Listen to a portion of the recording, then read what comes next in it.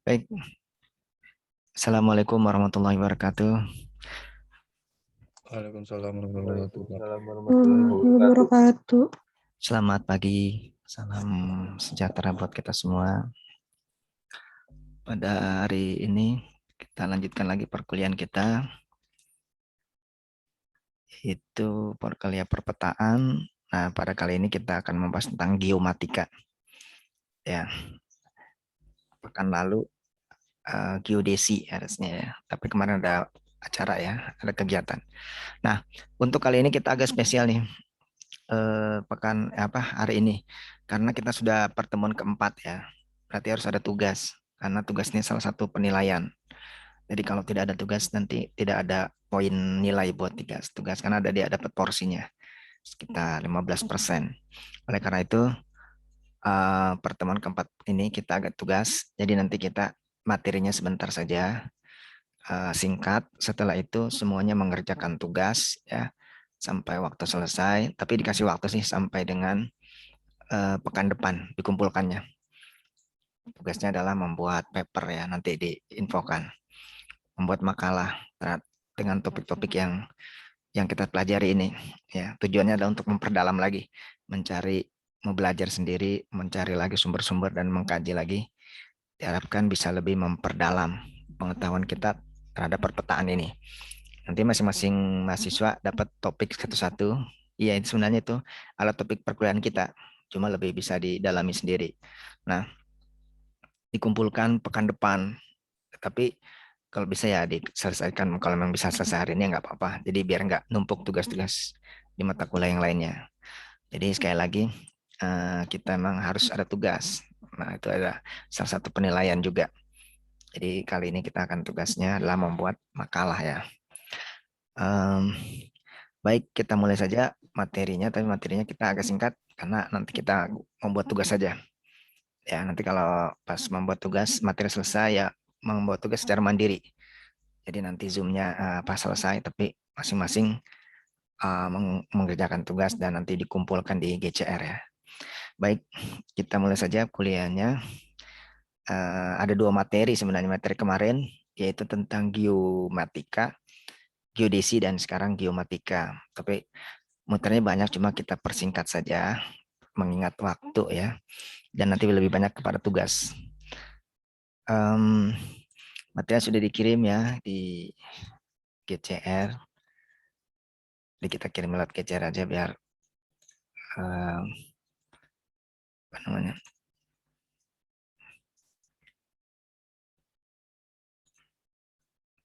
ya karena filenya biar lebih ini. Kalau di WhatsApp itu mungkin beberapa waktu kemudian hilang ininya, filenya tidak bisa dibuka lagi. Kalau GCR masih bisa ya. Setelah juga filenya berat, jadi lebih mudah. Baik, kita sekarang ada geodesi ya. Tapi kita singkat aja nih, karena dua materi geodesi dan ini untuk yang kemarin nih. Kemarin kan ada acara ya. Ya, jadi kemarin adalah yang ketiga sebenarnya. Materi kita yang ketiga. Jadi kita akan bahas tentang geomatika, geodesi. Nah, geodesi ini, nah ini yang kemarin ditanyakan nih sebelumnya. Apa sih datum itu, geometrik dan sebagainya. Nah, mohon maaf kita mungkin agak singkat aja. Jadi mungkin pertanyaan sementara tidak ada dulu, karena kita fokus ke tugas saja. Biar waktunya juga bisa lebih banyak untuk mengerjakan tugas. Ini ya sebagai kewajiban juga untuk menyampaikan. Jadi nanti ada geometrik, datum, sistem koordinat, proyeksi peta. Nah ini bersambung lagi sebenarnya nanti ke mata kuliah berikutnya, yaitu Aplikom, aplikasi komputer atau hubungan juga dengan GIS, Geographical Information System. Nah ini istilah-istilah atau pengetahuan terhadap datum, koordinat, sistem koordinat, proyeksi peta itu penting dikuasai. Nah, geodesi sendiri dia adalah memang ilmu tentang pemetaan ya, baik di darat maupun di muka laut. Kemudian juga intinya adalah dia bagaimana bisa mempresentasikan bumi ini, bentuk buminya. Ya, geodesi ini dia karena masuk dalam teknik, karena dia menggunakan banyak metode perhitungan dan juga teknologi. Geodesi sendiri ada geodesi geometris, yaitu ukuran dan bumi, ada juga yang fisik, gaya berat bumi. Kemudian apakah aspek ilmu geodesi, terapan geodesi, dan apa hubungannya dengan PWK? Tentunya kita memerlukan ilmu geodesi ini karena planner itu pasti menggunakan peta, ya. Dan peta ini ya kita harus pahami seperti skalanya, kemudian juga tadi proyeksinya dan sebagainya, sehingga memahami juga terkait dengan perpetaan ini. Adapun geodesi sebenarnya ilmu yang sudah lama ya, dari zaman Yunani dan terus berkembang sampai saat ini. Banyak berkembang di dunia kemiliteran ya, dan juga pelayaran, penjelajahan, karena memang dibutuhkan untuk mengelilingi dunia ini, dibutuhkan ilmu ini geodesi untuk mengetahui sehingga tidak tersesat. Ya. Nah, di sini ada ellipsoid ini ya. Nah, ini nih udah mulai geodesi ini ya. Jadi bagaimana ada perhitungan-perhitungan dari bumi ini. Kemudian juga ada yang disebutnya datum ya, menentukan datum. Jadi nah di sini nih, jadi datum itu nanti untuk sistem koordinat ini, dasar dari untuk sistem koordinat. Kemudian di sini ada ukuran-ukuran ya. Ini ellipsoid bumi ini ada yang dari GRS 67, dia setiap tahun berkembang terus. Ada yang 66, 80, 41, 67 terus berkembang ini perhitungan-perhitungan ini. Kalau kita lihat di sini, ini ada geoid, ada muka laut, ada ellipsoid, ada muka bumi. Nah itu. Nah ellipsoid ini ya dia merata-ratakan bentuk bumi lah, dianggap seperti benar. Tapi aslinya bumi itu tidak seperti itu. Ya ini, muka bumi itu ya itu ada bentuknya tidak teratur gitu. Nah ellipsoid ini adalah membuat seolah-olah dia akan teratur sehingga lebih mudah untuk melakukan penghitungan berikutnya ya. Membuat derajatnya, pembagiannya dan sebagainya, rentang dan bujurnya. Tapi aslinya sebenarnya tidak seperti itu. Nah, kemudian ini juga ya karena tidak teratur. Nah, kemudian ada istilah geoid gitu ya. Geoid itu. Nah, nanti geoid berkembang lagi jadi ellipsoid gitu. Nah, ini kan tadi nih. Kalau permukaan bumi kan seperti ini, bergelombang turun, naik turun, naik turun. Geoid dia agak lebih ini, dan ellipsoid itu diratakan seolah-olah dia rata seperti telur gitu.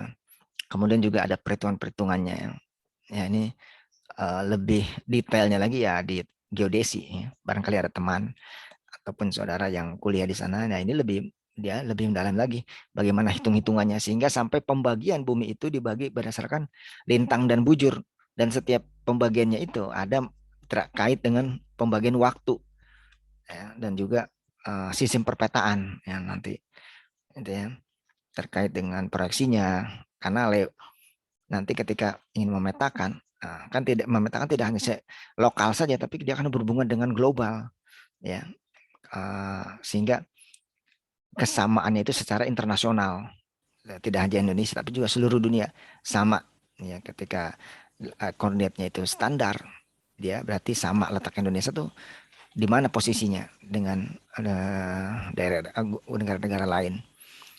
Kemudian ada juga yang lokal regional. Nah ini juga penghitungan-perhitungan seperti ini.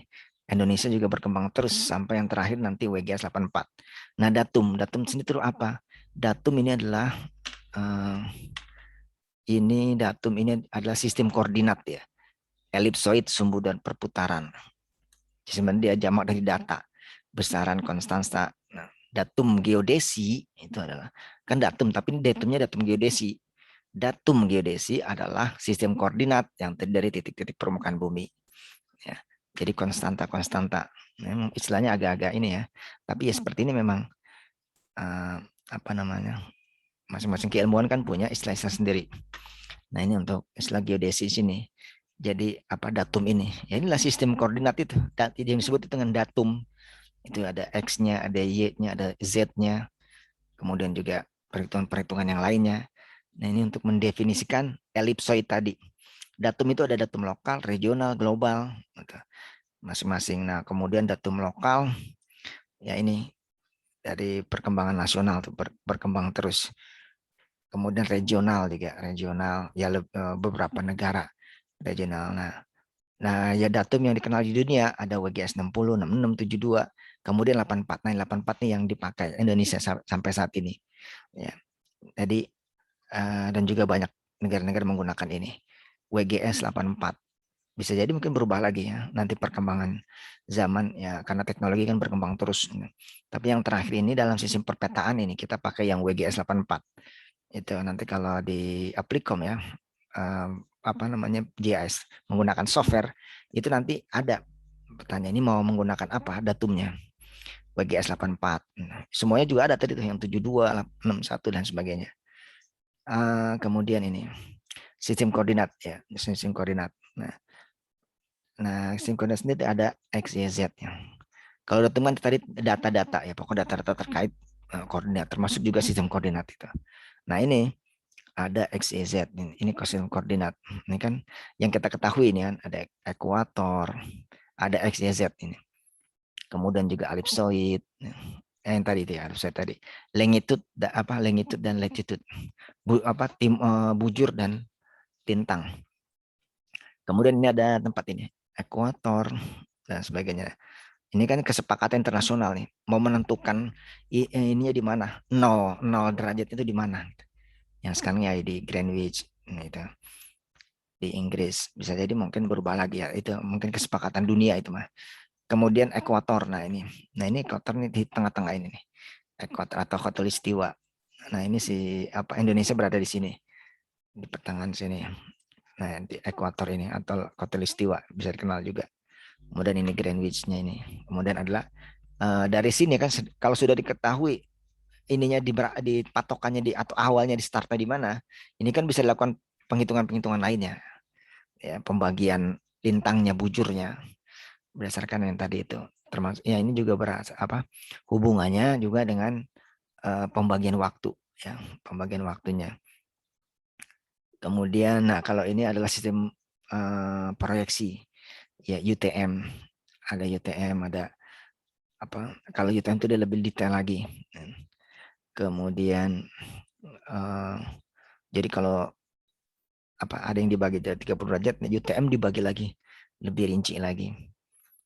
Kemudian Indonesia ini. Indonesia kan akhirnya dengan sistem yang tadi mengacu yang WGS 84, kemudian sistem proyeksi tadi Mercator itu ya, UTM. Kemudian akhirnya zonanya di sini 90 derajat bujur timur sampai 96 bujur timur dan 134 bujur timur sampai 144 bujur timur. Ini. Jadi Indonesia berada di wilayah itu. Nah, ini penting sekali nih. Kenapa? Karena ini akan menentukan batas wilayah suatu negara. Ya, jadi kalau ini berlakunya standar, berarti kan seluruh dunia menggunakan ini, menggunakan sistem yang tadi itu ya, yang datumnya, proyeksinya, WGS 84 semuanya. Ketika menggunakan itu semua, kemudian setiap negara kan dia bisa menentukan batas wilayahnya. Indonesia kan wilayahnya ini. Ya, coba bayangkan kalau tidak punya standar yang sama, wah ini akan terjadi peperangan, kekacauan di dunia ini. Karena masing-masing mengklaim ini wilayah saya, ini wilayah saya. Kalau daratan mungkin masih bisa di ini ya daratan ya, karena mungkin bisa ada batas-batas tertentu, misalnya sungai, danau. Tapi kalau laut, nah bagaimana caranya laut, gitu kan?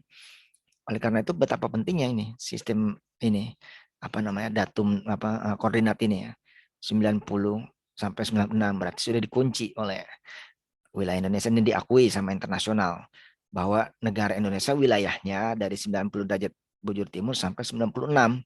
Kemudian kemudian harusnya ini ya. Ini zonanya ada. Namanya itu kemudian zonanya juga. Kemudian lintangnya juga ya. Jadi dan itu negara juga sama seperti itu. Nah, jadi kalau tidak ada sistem seperti ini, ya masing-masing mengklaim siapa yang kuat dia yang banyak wilayahnya gitu. Nah, seperti ini juga kan jadinya ini proyeksinya itu kan kalau kita lihat peta itu kadang-kadang ada garis-garis seperti ini gitu. Nah, itu garis-garis sebenarnya adalah garis-garis koordinat. Ini kan ekuator ya atau khatulistiwa. Kemudian di sini nih ada yang 10, 100, 110 bujur timur nih. Ini kan 90 di sini sampai 140 sini. 100 Papua New Guinea. Kemudian di 10 ya 10 lintang utara dan lintang selatan di bawahnya ini. Nah, juga ini Jadi masing-masing itu pun dia punya ukuran-ukurannya, jarak itu. Jadi ada berapa kilometer kan? 500 kilometer dan sebagainya. Ini lebih detailnya lagi ada ilmu geodesi, perhitungan ini. Kemudian proyeksi peta. Ini proyeksi peta. Nah, ini kan peta yang aslinya ini kemudian diproyeksikan sehingga menjadi seperti ini.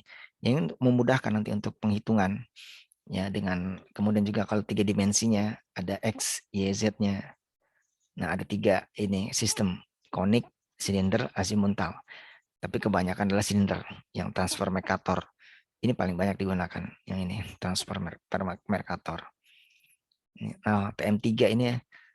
Jadi ada juga UTM, ada TM3. TM3 lebih detail dari UTM ini. Kemudian ini ya. Ini untuk yang geodesi ya.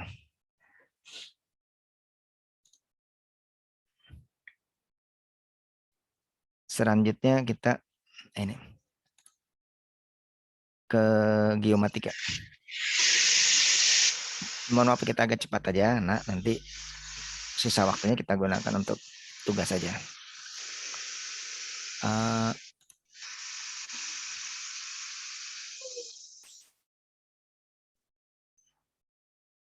Maaf ya.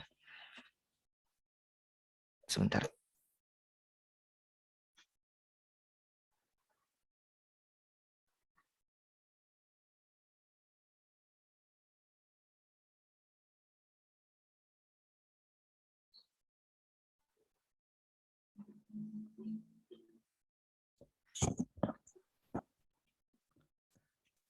Baik, kita lanjutkan lagi.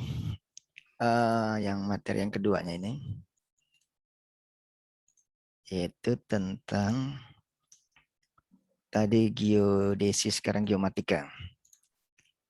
Sebenarnya mirip-mirip ya ilmunya. Tapi kalau kita dalami lagi, ya ternyata mungkin beda. Sama halnya seperti perencanaan wilayah dan kota dan planologi. Sebenarnya sama ya, tapi ternyata itu di dalam apa namanya pemerintah itu istilah itu jadi beda ya. Bedanya apa nanti setelah misalnya nih kemarin itu ada tes PNS gitu, ya mungkin setelah kalian lulus ya. Ternyata itu dicantumkannya adalah dibutuhkan apa namanya teknik perencanaan wilayah dan kota gitu. Sedangkan apa planologi kalau salah. Sedangkan kita ini adalah sarjananya sarjana planologi ya, apa PWK, sarjana PWK. Sarjana PWK, tetapi yang di pemerintah itu dibuka PNS itu dengan jurusan perencanaan wilayah dan kota, kan beda. Sebenarnya sama ilmunya gitu maksudnya ini. Tapi kan ya mungkin kalau orang ini mengerti, tapi kalau orang lain kan ini beda nih Pak. Ini bukan yang kita butuhkan PWK, bukan planologi. Nah itu ininya.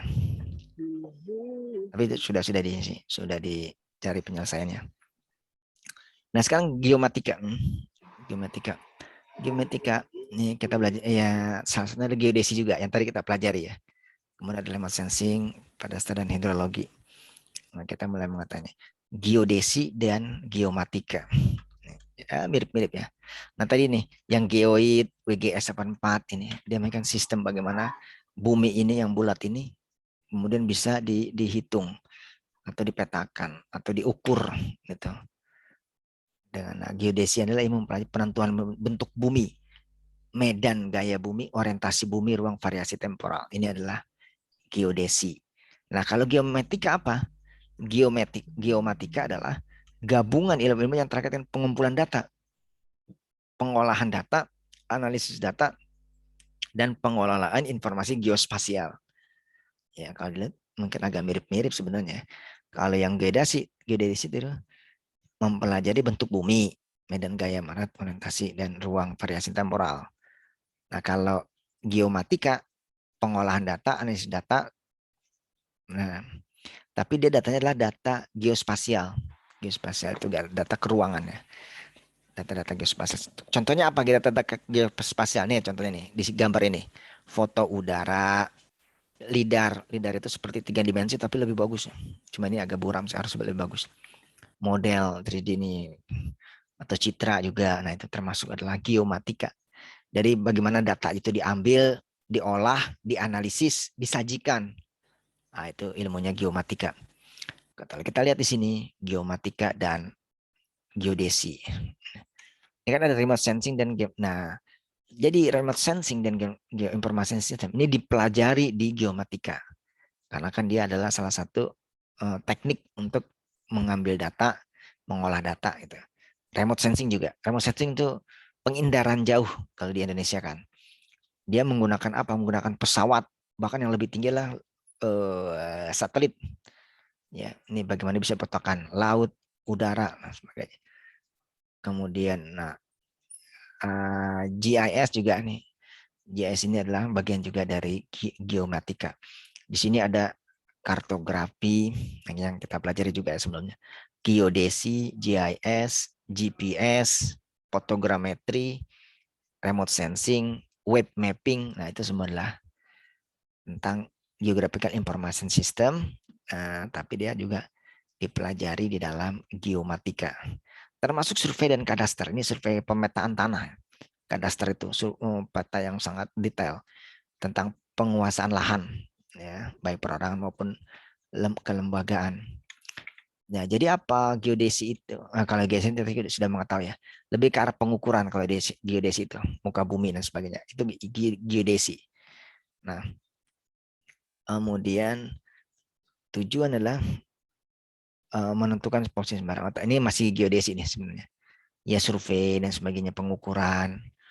Nah, proses pemetaan sendiri itu kalau dilihat itu sangat banyak sekali. Nah, ini ilmu dari geomatika ini. Karena dia kan dari apa data ya, data pengambilan datanya, kemudian pengolahan dan ini penyajian datanya. Jadi bumi semuanya. Ini kalau ini termasuk ya geodesi ya. Jadi geodesi ini bagian dari geomatika. Kalau menurut geomatika ini. Ya. Kemudian kalau zaman dahulunya bagaimana cara untuk mengetahui bumi ini. Ini dari yang hal-hal yang sangat sederhana zaman dahulunya ya. Seperti ini. Tapi kan berkembang terus. Ini juga ini udah mulai bagus tapi masih primitif. Nah, ini masih zaman dahulu ini kan tulisannya tulisan Arab ini zaman dulu ya. Yunani kan, kemudian Arab, kemudian bangsa Eropa. Kemudian terus berkembang terus pengetahuan. Nah, ini juga ini udah mulai modern ya, modern abad ke-18 19. Terus masalah surveying ini berkembang terus hingga sampai nah ini udah zaman sekarang ya, seperti ini kan. Jadi dengan theodolit magnetik sudah mulai bisa ini bagaimana memetakan wilayah, kemudian dengan sistem ikat ya. Ini kan dia orangnya di sini tapi dia mengukur ini. Ini yang orang di sini nih. Ini kan yang mengukur di sini dia. Terus ini orang satu lagi di sini yang pindah-pindah ya. Ini silo ngatur ya. Kanan kiri kanan kiri. Dia nanti di sini dibaca. Ini berapa panjangnya, kemudian sebagainya. Kemudian bisa dipetakan wilayahnya, berapa luasnya. Itu untuk survei yang tingkatnya nggak terlalu luas ya. Kalau sudah luas ya itu tidak bisa lakukan dengan itu lagi.